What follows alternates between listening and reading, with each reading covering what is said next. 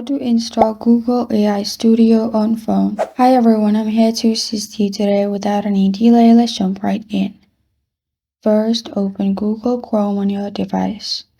In Google Chrome, simply search aistudio.google.com. It will lead you to this page. Now, what you can do is click on the three dots at the top right corner of your screen. In here, click on Add to Home Screen, which is below Translate.